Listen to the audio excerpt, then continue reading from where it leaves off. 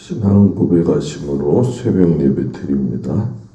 전능하사 천지를 만드신 하나님 아버지를 내가 믿사오며 그 외아들 우리 주 예수 그리스도를 믿사오니 이는 성령으로 잉태하사 동정녀 마리아에게 나시고 본디오 빌라도에게 고난을 받으사 십자가에 못 박혀 죽으시고 장사한 지 사흘 만에 죽은 자 가운데서 다시 살아나시며 하늘에 오르사 전능하신 하나님 우편에 앉아 계시다가 저리로서 산 자와 죽은 자를 심판하러 오시리라. 성령을 믿사오며 거룩한 공예와 성도가 서로 교통하는 것과 죄를 사하여 주시는 것과 몸이 다히 사는 것과 영원히 사는 것을 믿사옵나이다. 아멘. 330장 찬양합니다. 330장.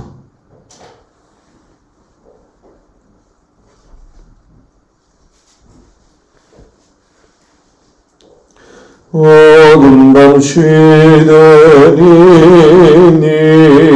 내 직분 지켜서 전이슬 맺힐 때에 일찍 일어나 해 돋는 아침부터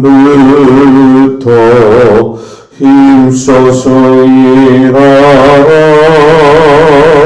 일할 수 없는 밤이 속히 오리라. 어둠 밤 쉬되니 내 직분 지켜서 일할 때 일하면서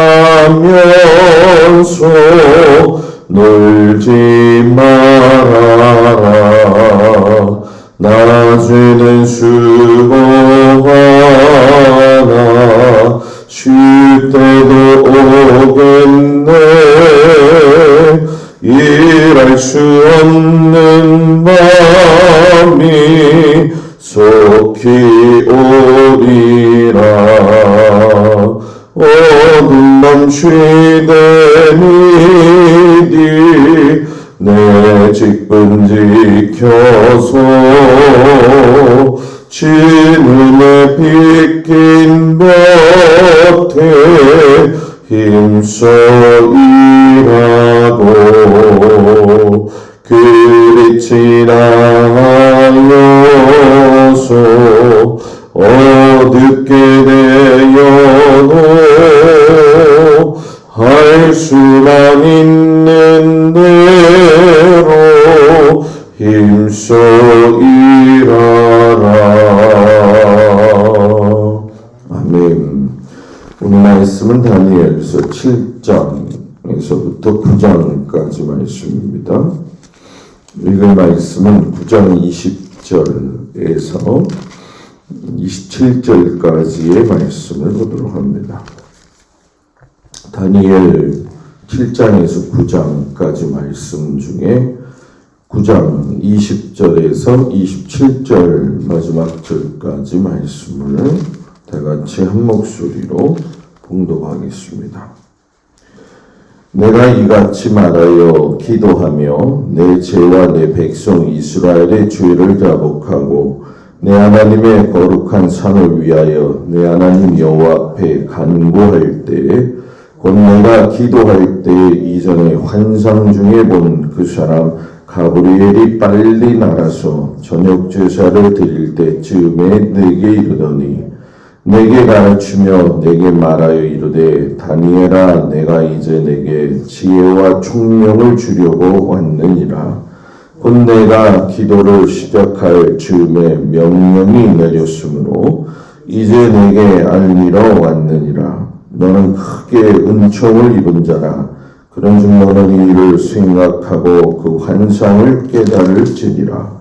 내 백성과 내 거룩한 성을 위하여 이른 이래를 계한으로 정하였나니 허물이 그치며 죄가 끝나며 죄악이 용서되며 영원한 의가 드러나며 환상과 예언이 응하며 또 지극히 거룩한 이가 기름 부음을 받으리라. 그러므로 너는 깨달아 알지니라. 예루살렘을 중건하라는 영이 날 때부터 기름 부음을 받은 자 곧 왕이 일어나기까지 7이레와 62이레가 지날 것이요. 그 곤란한 동안에 성이 중건되어 광장과 거리가 세워질 것이며 62이레 후에 기름 부음을 받은 자가 끊어져 없어질 것이며 장차 한 왕의 백성이 와서 그 성과 성소를 무너뜨리려니와 그의 마지막은 홍수에 휩쓸림 같을 것이며 또 끝까지 전쟁이 있으리니 황폐할 것이 작정되었느니라. 그가 장차 많은 사람들과 더불어 한 이레 동안의 언약을 굳게 맺고 그가 그 이레의 절반의 제사와 예물을 금지할 것이며 또 포악하여 가증한 것이 날개를 의지하여 설 것이며 또 이미 정한 정말까지 진노가 황폐하게 하는 자에게 쏟아지리라 하였느니라 하니라. 아멘. 오늘도 주님 앞에 온 성도들을 축복합니다.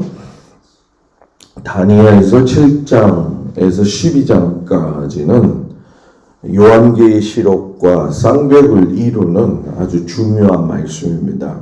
이 아침에 오늘 내일 이 말씀을 해석을 한다거나 또는 의미 깊은 말씀을 전한다는 것은 할 수 없는 것이고 개요적인 말씀만 드리지만 시간이 되어지게 될 때 이 말씀에 대한 해석은 우리가 다시 한번 시간을 좀 가졌으면 좋겠습니다. 다니엘서 7장 12장까지는 하나님이 다니엘에게 4가지 환상을 보여주셔요. 그 환상 가운데에서 3가지 환상을 우리가 살펴보고 나머지 이제 환상을 또 살펴보게 되는데 7장에서는 내짐승의 환상, 그리고 8장에 가서는 수령과 숫염소의 환상, 9장에서는 다니엘의 기도와 70일의 환상, 그리고 10장에서 12장까지는 큰 전쟁에 대한 환상을 이야기하고 있죠.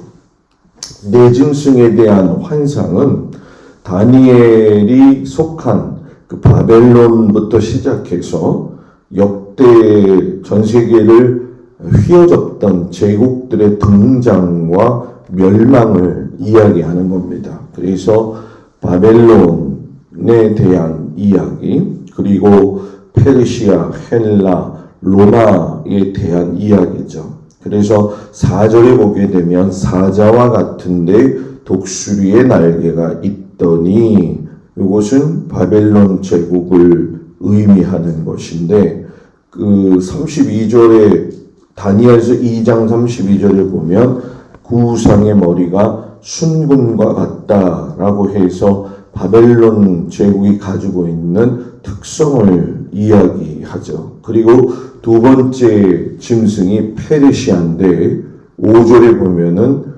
둘째는 곰과 같은데 곰으로 표현되어진 것이 바로 페르시아죠. 그래서 다니엘서 2장 32절에 보면 신상의 계시로 보았을 적에 두 팔이 은이요라고 하는 것과 같습니다. 그리고 세 번째 짐승의 등장이 헬라 제국인데 6절에 보게 되면 표본과 같은 것이 있다. 그래서 신상의 모습과 비교하면 2장 32절에 배와 넓적다리는 노시오라고 해가지고서는 헬라 제국의 전 세계 다스림을 이야기하죠. 그리고 네 번째 짐승이 로마 제국을 의미하면서 쇠로 된 큰 이가 있어서 하면서 7절에 보게 되면 로마 제국이 쇠의 의미, 그래서 다니엘 신상에 보게 되면 2장 33절에 그 종아리는 쇠요라고 해가지고 짝을 이루고 있는 거죠. 그 다음에 이제 작은 불이 그 밑에 일어나는 것처럼 신상에서도 보면 10가락의 이 발가락을 이야기하는 이게 뭐라고 해야 될까요? 완전 제국은 아니지만 그래도 곳곳에서 힘을 내세웠던 여러 나라들을 갖다가 포함시켜서 이야기를 하죠.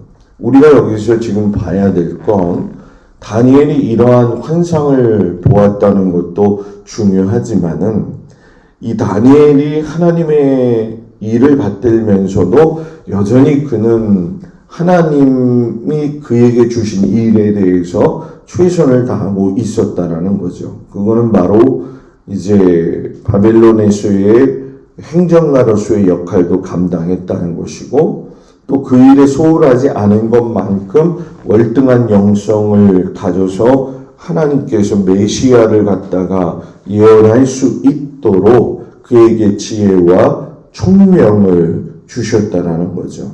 이 환상을 보여주셨을 적에 다니엘이 모든 것을 다 알고 있었느냐? 7장 15절을 보게 되면 나 다니엘이 중심에 근심하며 내 머릿속에 환상이 나를 번민하게 하더라.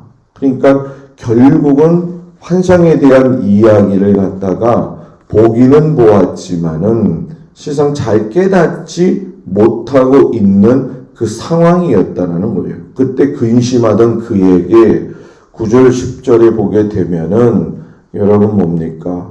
옷은 희기가 눈 같고 머리털은 깨끗한 양의 털 같고 보좌는 불꽃이요 그의 바퀴는 타오르는 불이며 그리고 심판을 베푸는 책들이 펴놓여 있더라 하면서 하나님의 심판, 하나님의 그 운행하심에 대해서 확실하게 언급을 하게 되어져요. 그러니까 결국은 이것이 요한계시록의 말씀과 연결이 되어지면서 요한계시록에서도 보게 되면 하나님의 그 보좌에 죽은 자들의 책이 있고 생명책이 있고 행위의 심판책이 있다라고 이야기를 하잖아요. 그러니까 다니엘은 사도 요한이 본 것을 먼저 보았던 그런 아주 영성이 깊은 사람이었다는 거죠.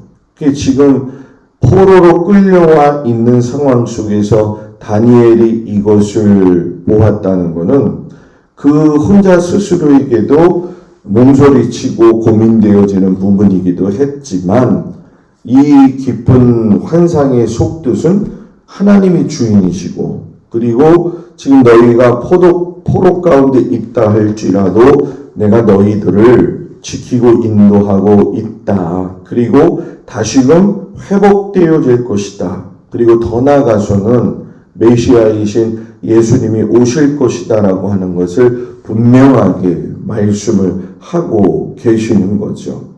다니엘이 이렇게 네 짐승에 대한 환상을 듣고 난 후에 마음에 소중히 새기죠. 그래서 7장 15절 16절에 보면 나 다니엘이 중심에 근심하며 내 머릿속에 환상이 나를 번민하게 한지라. 내가 그 곁에 모셔 선 자들 중에 하나에게 나아가서 이 모든 일의 진상을 물으매 그가 내게 말하여 그 일의 해석을 알려주며 이르되 그러면서 17절 18절 가면 내 큰 짐승은 세상에 일어날 내 왕이라. 지극히 높으신 이의 성도들이 나라를 얻으리니 그 누림이 영원하고 영원하고 영원하리라. 그러면서 네 개의 나라에 대한 등장이 중요하지만 결론은 어떻게 맺고 있느냐? 하나님의 나라는 영원하고 영원하고 영원하리라. 그렇게 말씀을 하셔요. 결국 이 상황들을 볼 적에 넷째 짐승들 모두가 성도들을 또 핍박하지만 그 중에서도 네 번째로 나오는 로마 제국에 대한 이야기는 더 강렬하게 하셔요. 우리가 바벨론, 페르시아, 헬라가 유대인들을 참 어렵게 하기도 했지만 로마처럼 역사상 또 유대인과 이렇게 어렵게 지내고 힘들게 핍박한 나라가 없다 하는 거는 아마 여러분들이 잘 아실 겁니다. 그래서 그때에 하나님이 다니엘에게 너희가 넷째 짐승들에게 성도들로서의 삶이 많은 핍박을 받지만 이때 인내하고 이기면 하나님의 때에 너희들에게 영원한 나라를 주겠다. 이 말씀을 하고 계시죠. 또 그 네 번째 짐승 중에서 한 뿔이 나왔는데 그 뿔이 가진 능력도 완전히 하나님의 나라에 대적하는 적그리스도의 등장을 이야기하시면서 그래도 이 적그리스도도 결국은 하나님의 손아귀 안에서 심판받게 되어질 것이고 그때에 하나님을 잘 섬겨야 될 것이다. 그래서 계시록에 가서는 이것이 작은 뿔의 이 적그리스도를 우리가 잘 알고 있는 여러분들 이마와 손이나 그런 곳에다가 사단의 표시인 666을 받는 그 부분과 연결이 되어져 있다라는 거죠. 결국 이 모든 환상의 내용은 하나님께서 이 에스겔에게 소망을 주시기 위함이었다라고 말씀하지만 굉장히 한 발 더 나아가서 본다고 한다면 인류의 마지막까지도 보았던 사람이 다니엘이었다라는 거죠. 그리고 나서 이제 다니엘이 8장의 두 번째 환상인 수량과 수염소 환상을 보게 되어지는데 이 환상은 첫 번째 네 가지의 짐승의 환상을 본 지 2년 후에 보게 되어집니다. 그러니까 쉽게 설명하면은 바벨론이 기울어져 가고 페르시아가 올라오는 상황 속에서의 환상이라는 거죠. 이때의 환상은 특이하게도 에스겔이 그발 강가에서 하나님께 부름받아 가지고 그의 몸이 떠나 예루살렘 성전에 가서 그 성전의 환상을 본 것처럼 다니엘도 을레 강변에서 이 환상을 보게 돼요. 그래서 이 수량 환상은 메대와 바사, 그러니까 페르시아 제국 일어나기 전에 여러 가지 분리국가로 있다가 합해지는 과정, 그리고 페르시아 제국의 완벽한 모습의 등장을 이야기하죠. 그러면서 숫염소의 환상은 이것을 이기고 나오는 헬라 제국을 이야기하는 거예요. 그런데 이 숫염소, 특별히 이제 숫염소 같은 경우에는 큰 뿔이 있는데 그것이 꺾이고 새로운 뿔이 4개나 다시 올라오죠. 이것은 여러분이 신구약 중간사 때 말씀을 들었던 것처럼 알렉산더가 죽고 난 이후에 그의 신하들이 4명이서 나라를 쪼개어 가지고 다스렸던 것을 가르치고 있는 말씀이죠. 그때에 이 다니엘 앞에 사람의 목소리가 들리더라 이야기를 해요. 다니엘서 8장 15절 뒤로 쭉 보게 되면 나 다니엘이 이 환상을 보고 그 뜻을 알고자 할 때 사람 모양 같은 것이 내 앞에 섰고 내가 들은즉 을레강 두 언덕 사이에서 사람의 목소리가 있어 외쳐 이르되 가브리엘아 이 환상을 이 사람에게 깨닫게 하라. 이 사람의 목소리가 있고 사람의 목소리가 가브리엘을 시키는 거죠. 이걸 보면 우리가 느낄 수 있는 것이 사람의 목소리가 바로 인자로서의 예수님을 이야기하는 것이고 구약의 개념에서는 메시아를 이야기하고 있는 거죠. 이 메시아의 죽고 날에 가브리엘 곧 하나님의 환상을 깨닫게 하는 이라는 뜻을 가진 천사장을 계속 보내주셔요. 성경에 보게 되면 가브리엘은 가브리엘의 이름답게 세례 요한의 출생을 알릴 때에도 샤가랴에게 등장을 하지요. 예수님의 탄생을 알릴 때에도 요셉과 그리고 마리아에게도 나타나죠.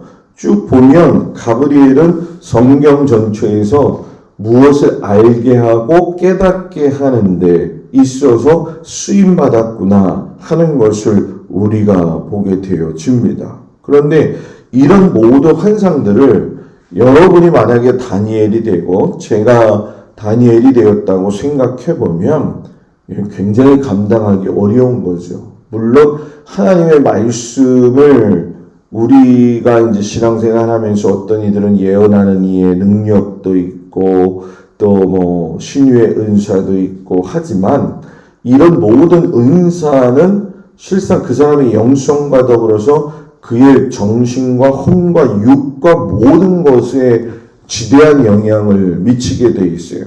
그래서 어떤 이들은 이 부분에 대한 것들을 쉽게 생각하지만 하나님의 말씀의 은사나 여러 가지 예언과 신유의 은사들을 가지고 나게 되어지면 이 다니엘이 경험했던 혼절의 경험까지도 할 수 있다라는 걸 우리가 알아야 된다는 거죠. 그래서 다니엘서 8장 26절 27절에 보면 너는 그 환상을 간직하라. 이는 여러 날 후에 이름이라 하더라. 이에 나 다니엘이 지쳐서 여러 날 앓다가 일어나서 왕의 일을 보았느니라.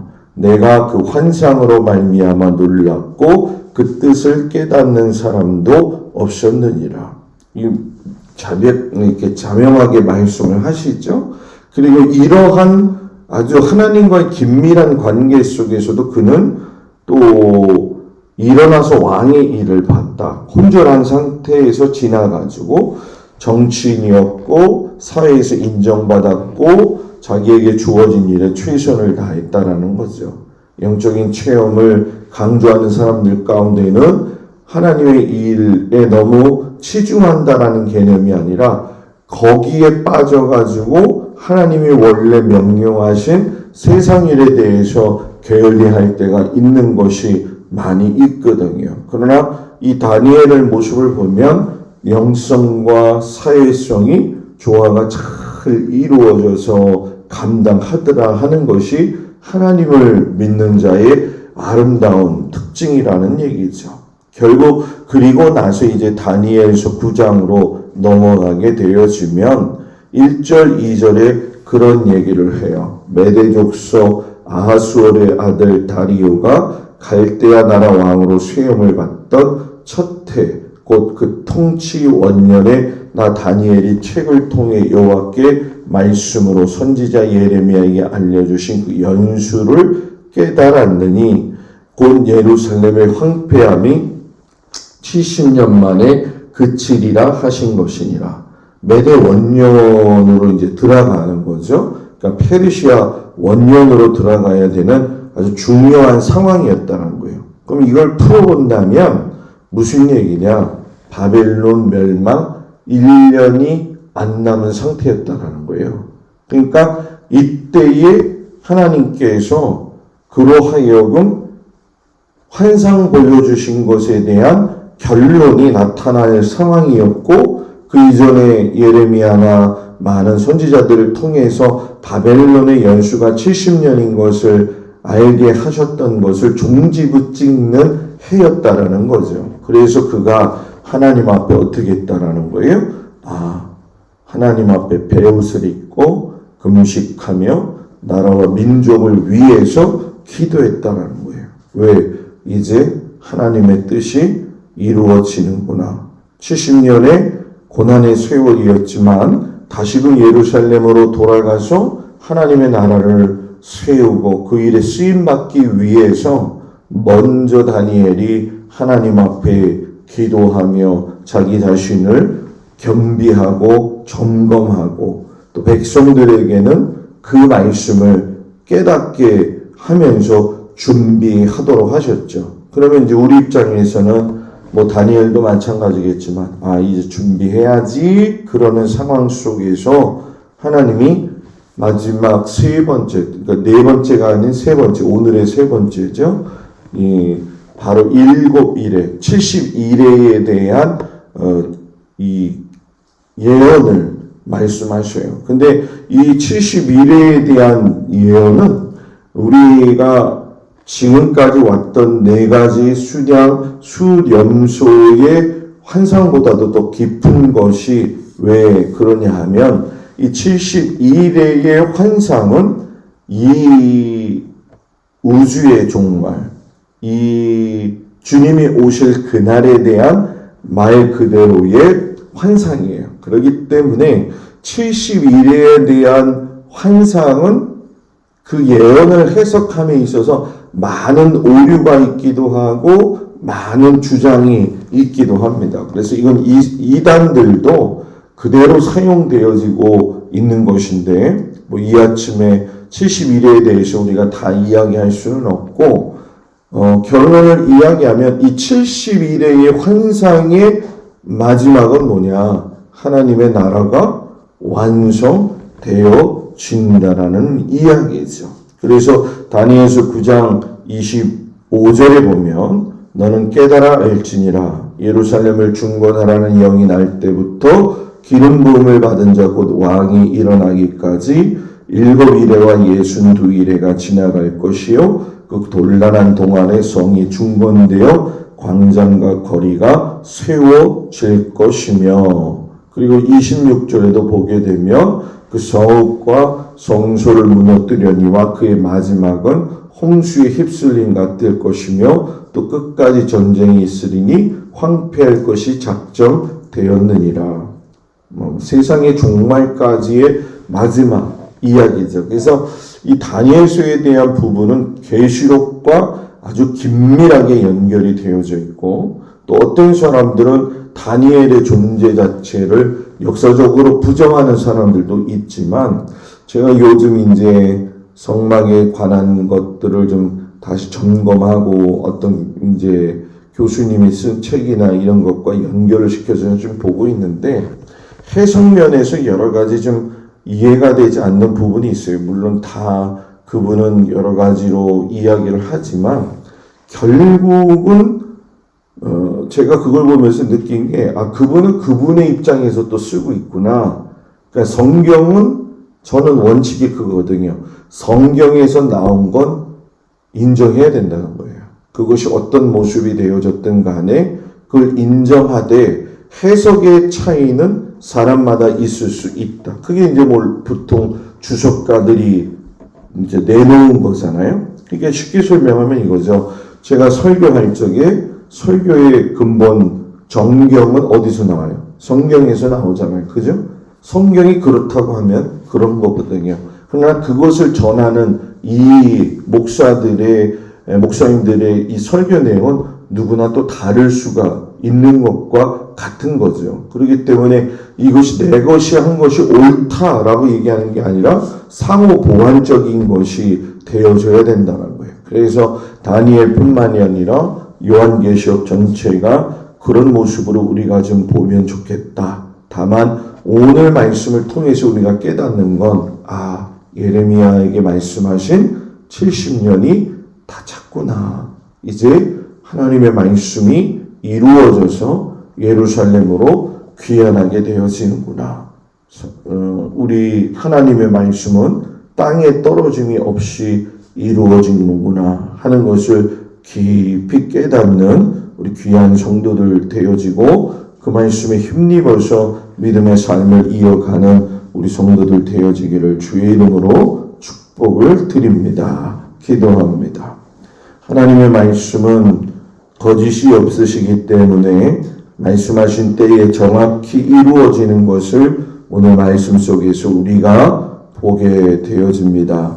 맞습니다. 우리의 신앙의 삶이 하나님 앞에서 이렇게 말씀이 이루어진다는 것을 깨닫고 하나님 주의 말씀에 신실하게 순종하며 살 수 있는 믿음의 백성들 되게 하시옵소서. 오늘도 귀하신 아버지 하나님이 모든 사랑하는 성도들의 삶과 일터와 모든 상황들 속에서 면밀하게 인도해 주시고 눈동자와 같이 지켜주시기를 간절히 축복하면서 예수님의 이름으로 기도드렸습니다. 아멘. 하늘에 계신 우리 아버지여, 이름이 거룩히 여김을 받으시오며 나라의 마옵시며 뜻이 하늘에서 이루어진 것 같이 땅에서도 이루어지이다.